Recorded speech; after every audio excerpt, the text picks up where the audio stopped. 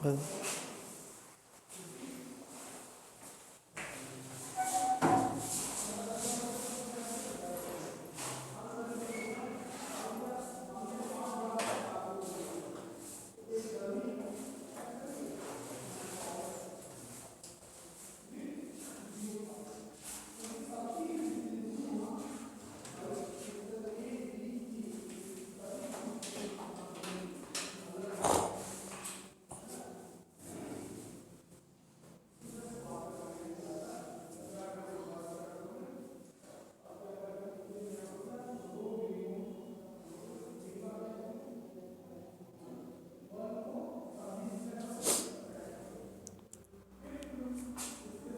पढ़ते क्यों नहीं हो जी? एक दिन पढ़ते हो फिर छुट्टी मनाते हो, हैं? पढ़ो नहीं तो पढ़ने का यहाँ क्या मतलब है अगर उसको के लिए पूरा कंटिन्यूअस नहीं पढ़ोगे तो तुम्हारा ही नुकसान होगा ना।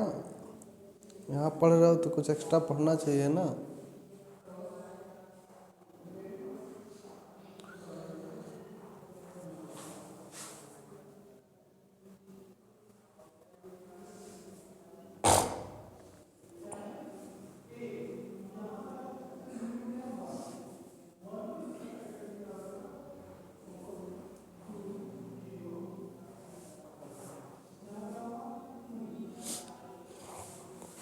चलो लगा लेना, लग जाएगा ना घर पे प्रॉब्लम। चलो दूसरा क्वेश्चन, दूसरे टाइप का क्वेश्चन देखो, दूसरे टाइप का क्वेश्चन देखो। ठीक है, अब एक तो एक क्वेश्चन ये हो गया कि तुमसे क्या पूछ लिया कि बाइंडिंग एनर्जी पूछ लिया और ये atomic binding energy per nucleon पूछ लिया।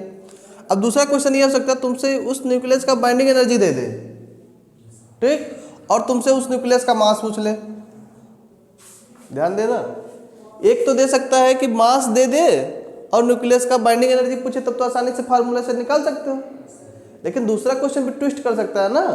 अब वो क्या कर सकता है कि उस न्यूक्लियस की बाइंडिंग एनर्जी दे दे और उस न्यूक्लियस का मास पूछ ले, तो क्या करोगे? इसको इधर लाना पड़ेगा और बाइंडिंग एनर्जी जो 931.5 मिलियन इलेक्ट्रॉन वोल्ट से मल्टीप्लाई किए हो उससे क्या करना पड़ेगा?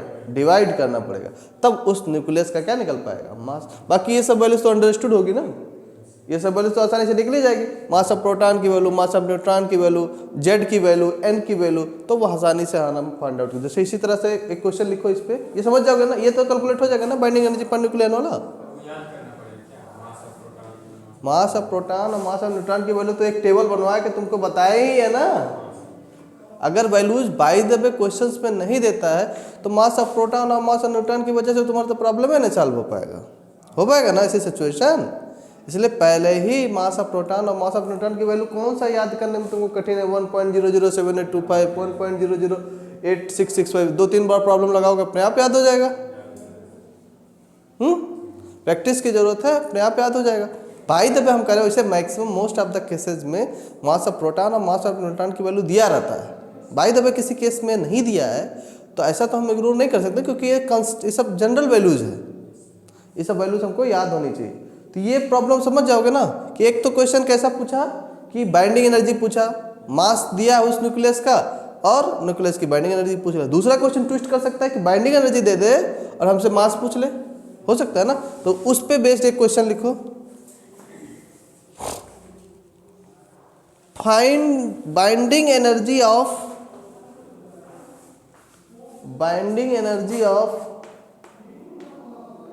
नियॉन, ऐसे लिखो, binding energy of neon 1020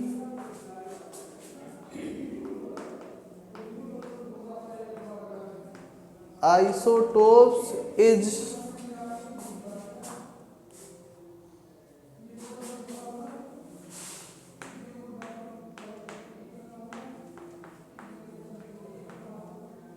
160.647 million electron volt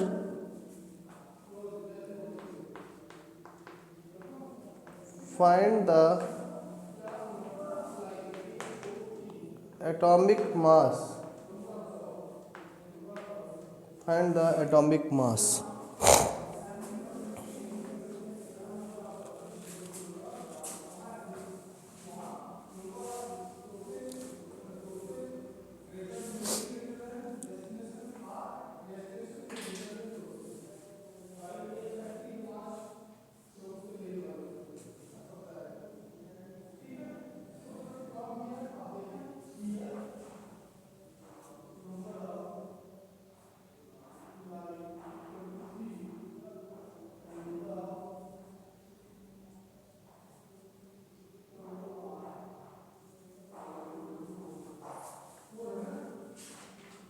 तो देखो क्या क्या दिया है उसमें। पहले बात तो न्यूक्लियस को देखते आराम से उसका जेड बता सकते हो, एन बता सकते हो, मास ऑफ प्रोटॉन बता सकते हो, मास ऑफ न्यूट्रॉन बता सकते हो। ये वैल्यूज तुमको दिया नहीं है, बाइंडिंग एनर्जी दे दिया है, तो ये नहीं निकल जाएगा। जरा निकाल के बताओ कितना आएगा।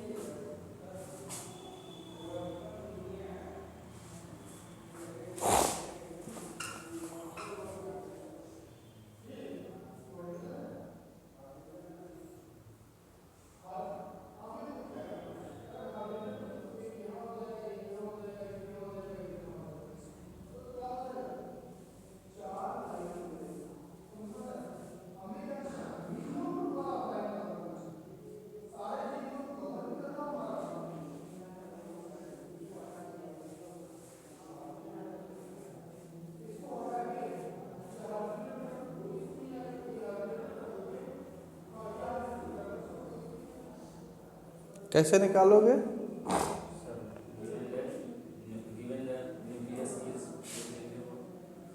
यानी 1020 उसका बाइंडिंग एनर्जी दिया है। बाइंडिंग एनर्जी के बाद फिर उसका जेड वैल्यू कितना है? 10 है। ए की वैल्यू कितनी है? 20। एन की वैल्यू कितनी हो जाएगी? हाँ 20 माइनस 10 यानी 10 हो जाएगा। ये भी निकल जाएगा। Mass of proton, mass of neutron दिया है। अभी इधर देखो, इस माइनस एम जेड एक्स ए को उधर लेके जाओगे तो पॉजिटिव में हो जाएगा, और उधर से बाइंडिंग एनर्जी इधर लाओगे तो बाइंडिंग एनर्जी नेगेटिव में हो जाएगा। तो इसको ऐसे लिख सकते हो, M Z M P plus N M N minus इतना माइनस बाइंडिंग एनर्जी। अगर हम पूरे उसको माइनस को इधर ले आओ तो बाइंडिंग एनर्जी माइनस में जाएगा ना, और फिर एम जेड एक्स से बराबर हो जाएगा Z M P plus N M N minus binding energy अपान 931.5 मिली इलेक्ट्रॉन वोल्ट अपान में चला जाएगा। तो बाकी सारी वैल्यूज है ही, कैलकुलेट करो, निकाल लो।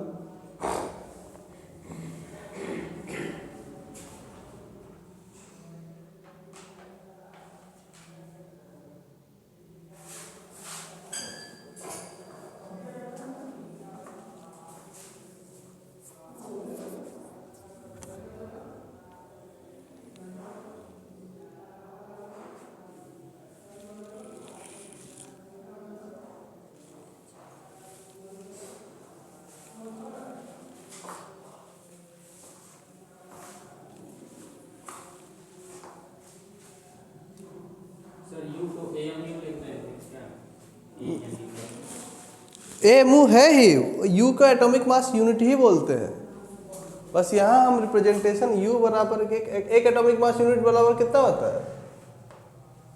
931.5 मिलियन इलेक्ट्रॉन वोल्ट ना। कितना होता है जी? कितना लिखे हो? एक शुरू में ही लिखे होगे।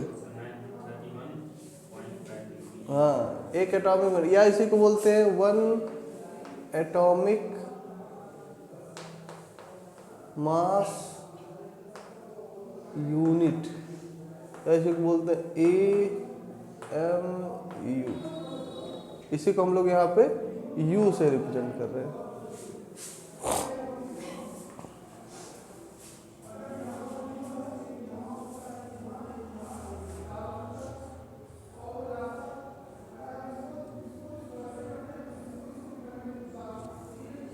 और एक प्रॉब्लम लग जाएगा ना, कैलकुलेशन वाला काम घर पे करना, प्रॉब्लम बस सीख लो कैसे लगता है।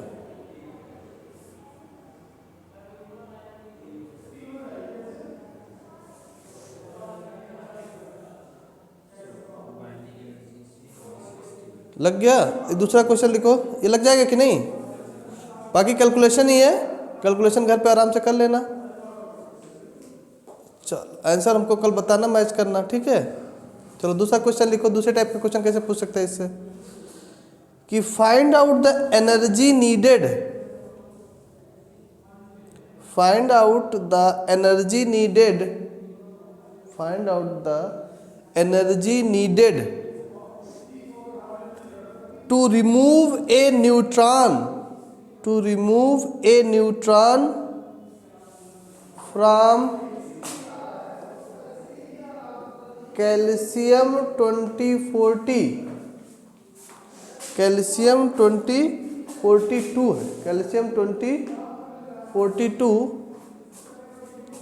Isotopes, isotopes whereas the atomic mass of, whereas the atomic mass of 20 calcium 42 is जिसका एटॉमिक मास दिया है 41.958622 एटॉमिक मास यूनिट, इसका ये एटॉमिक मास दिया हुआ है। अब देखो इस तरह के प्रॉब्लम को कैसे सॉल्व करोगे, तो क्या बोला, एक न्यूट्रॉन रिमूव करने के लिए बोल रहा है ना, तो एक न्यूट्रॉन रिमूव करोगे तो कितना हो जाएगा, कैल्शियम 2041 और प्लस 0n1, ये ना होगा। तब इसका फाइंडिंग एनर्जी कैसे निकला, कितनी बताना, क्या कि कितनी एनर्जी इस जब वन रिमूव कर रहा है तो कितनी एनर्जी है, यही ना बताना है। तो इसका जो मास है, इस कैल्शियम जब रिमूव हो जा रहा है तो इसका मास की वैल्यू दिया है तुम्हारे पास 40.96 और 2278 एटॉमिक मास यूनिट दिया है, ठीक है।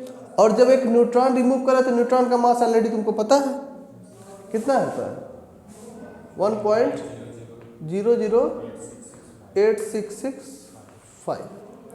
तो कितना एनर्जी एक न्यूट्रॉन रिमूव करने पर कितनी एनर्जी हो रही है, तो सबसे पहले इनका मास डिफरेंस निकालो। जब एटॉमिक मास लिखो, मास डिफेक्ट पढ़े हो ना, और मास डिफेक्ट में किससे एनर्जी से मल्टीप्लाई कर दे तो ये हमारी बर्निंग एनर्जी नहीं निकल जाती थी, मास डिफेक्ट पर न्यूक्लियर।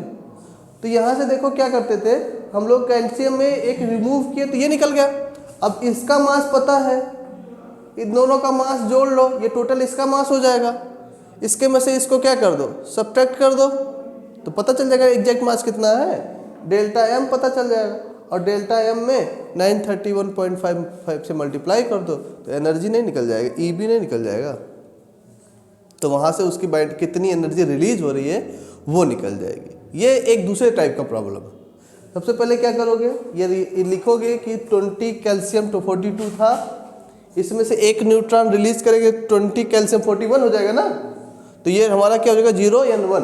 हमारे पास मास दिया है, इस 20 कैल्शियम 42 का मास दिया है और क्या दिया है, कैल्शियम 41 का मास दिया हुआ है, ठीक। और तुम्हारे पास न्यूट्रॉन का मास तुमको ऑलरेडी तुमको पता है। तो क्या करोगे, इस साइड का मास पूरा कंप्लीट है, इस साइड के मास में ये मास प्लस ये मास ऐड हो जाएगा ना, ऐड हो जाएगा। इसमें से इसको क्या करोगे, घटा दोगे, तो डेल्टा एम निकल जाएगा कि नहीं, तो डेल्टा एम निकल जाएगा। और डेल्टा एम में ई भी फार्मूला होता है, जो रिलीज एनर्जी होती है delta M into 931.5 million electron volt. तो डेल्टा एम उसी 935.5 मिलियन इलेक्ट्रॉन वोल्ट से मल्टीप्लाई कर दोगे तो ये क्या निकल के आ जाएगा, ई भी। ये एक्चुअल में देखो, ये सब जो लिख रहे हो ये सब डेल्टा एम ही तो है, ये सब डेल्टा एम ही उसमें, ये पर्टिकुलर न्यूक्लियस की बात कर रहे हैं, ये न्यूक्लियस रिलीज एनर्जी की बात कर रहे हैं। तो ये चीज़ याद रखोगे कि जब भी न्यूट्रॉन हो रहा, अभी किसी क्वेश्चन में दे सकता, अभी आगे एक क्वेश्चन इस तरह का कर लोगे तो दूसरा क्वेश्चन देगा प्रोटॉन रिलीज कर रहा है, तो प्रोटॉन रिलीज कर रहा है मतलब यहाँ प्रोटॉन रिलीज करेगा, तो प्रोटॉन इसका मास प्लस प्रोटॉन का मास, इसके मास में से इसका मास क्या करोगे, सब्ट्रैक्ट कर दोगे तो डेल्टा एम निकल जाएगा। डेल्टा एम में 930.5 से मल्टीप्लाई कर दोगे तो हमारा एनर्जी निकल जाएगी, कितनी एनर्जी, हाँ। उसके बाद फिर 931.5 से मल्टीप्लाई कर दोगे तो कितनी एनर्जी रिलीज हो रही है वो भी निकल जाएगी। तो क्वेश्चन को समझो कि किस तरीके से क्वेश्चन बन सकता है, पूछ सकता है, अगर उतनी प्रैक्टिस है तो बाकी फिर कोई दिक्कत नहीं। तो इस क्वेश्चन को कैसे लिखोगे,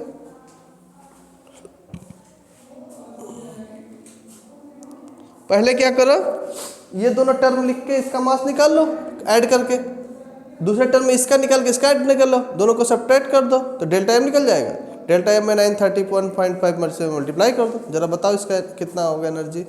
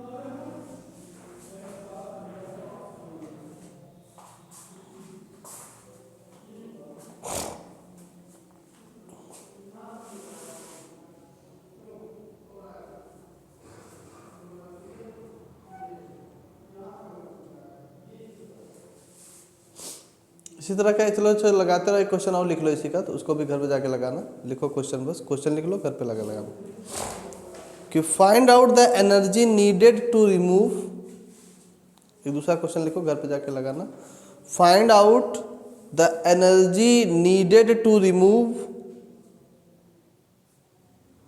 द प्रोटॉन फ्रॉम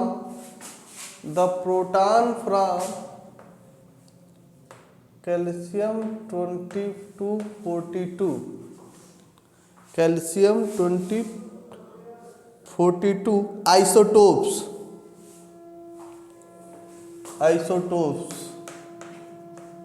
के 9141 प्लस 1n1 होता है ना,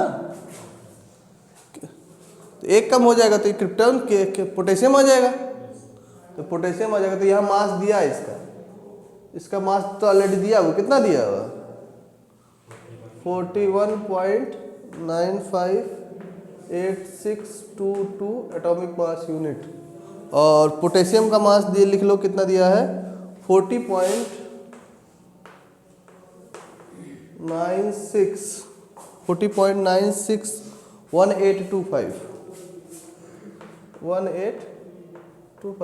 और सर ये प्रोटॉन निकला ना, ये पी होगा, तो प्रोटॉन होगा, तो प्रोटॉन का मास कितना है 1.007825, तो उसका एनर्जी कितना निकल रहा है तो भी तो पता चल जाएगा। सेम उसी तरह उस साइड का मास और इस साइड का मास क्या करोगे, उसको ऐड कर लोगे, उससे इसको सब्ट्रैक्ट कर दोगे, डेल्टा एम निकल जाएगा, डेल्टा एम में 931.5 से मल्टीप्लाई कर दोगे तो निकल जाएगा। जरा आंसर बताओ, पहले वाले का चलो आंसर बताओ। और 4 तरीके के प्रॉब्लम देखे हैं, 4 डिफरेंट तरीके के। पहला तो सिंपल बाइंडिंग एनर्जी निकालना, दूसरा किसी भी न्यूक्लियस की बाइंडिंग एनर्जी निकालना, दूसरा उस न्यूक्लियस का अगर बाइंडिंग एनर्जी दिया है तो उस न्यूक्लियस का मास निकालना, दूसरी प्रॉब्लम। तीसरा प्रॉब्लम दिए हैं कि अगर हमारे पास कोई भी न्यूक्लियस है, उसे अगर एक न्यूट्रॉन एक्सट्रैक्ट कर रहा है, रिमूव कर रहे हैं, तो कितनी अमाउंट ऑफ एनर्जी रिलीज होगी उसको फाइंड आउट करना। फिर किसी भी न्यूक्लियस का दिया हुआ है और अगर उसका हम एक प्रोटॉन रिलीज करें तो कितनी अमाउंट की एनर्जी रिलीज होगी, रिमूव करें तो कितनी अमाउंट की एनर्जी रिलीज होगी, तो वो उसको प्रॉब्लम को कैसे लगाएंगे। तो पहले वाले का आंसर बताओ कितना आएगा इस वाले क्वेश्चंस का।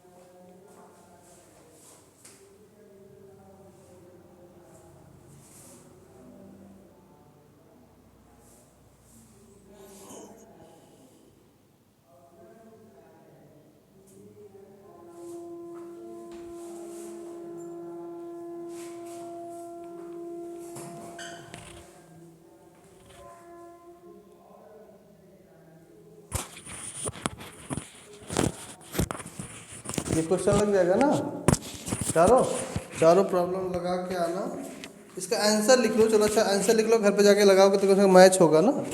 पहले वाले क्वेश्चन का आंसर लिखो, जो यूरेनियम वाला प्रॉब्लम था, एकदम पहला क्वेश्चन जो था, यूरेनियम का बाइंडिंग एनर्जी निकालना था ना, उसका बाइंडिंग एनर्जी का आंसर लिख लो 1801.6979 मिलियन इलेक्ट्रॉन वोल्ट। ठीक, उसका बाइंडिंग एनर्जी पर न्यूक्लियन का फार्मूला लिखो। दो क्वेश्चन दिए थे ना, एक तो बाइंडिंग एनर्जी निकालना था, एक बाइंडिंग एनर्जी पर न्यूक्लियन दिया था। बाइंडिंग एनर्जी पर न्यूक्लियन बराबर 7.57, ये मैच कर लेना, डिफर भी हो सकता है लेकिन अप्रॉक्सीमेटली लगभग इसी के इक्वल आएगा। सेकंड प्रॉब्लम देखो, क्या दिया था, मास निकालना था ना, तो वहाँ पर मास की वैल्यू, एटॉमिक मास की वैल्यू बराबर लिखो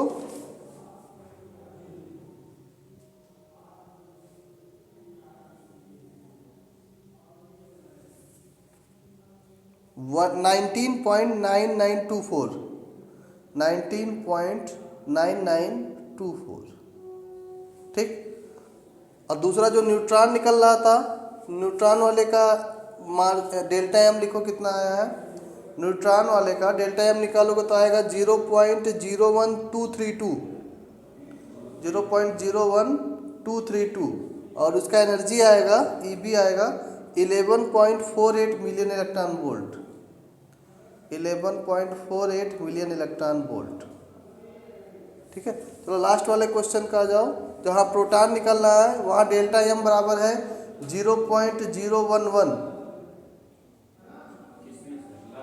हाँ, लास्ट वाले में प्रोटॉन जहाँ निकल रहा है, ये जो वैल्यू लिखे हो ये न्यूट्रॉन वाले का लिखे हो, अभी जो लिखवाए हैं।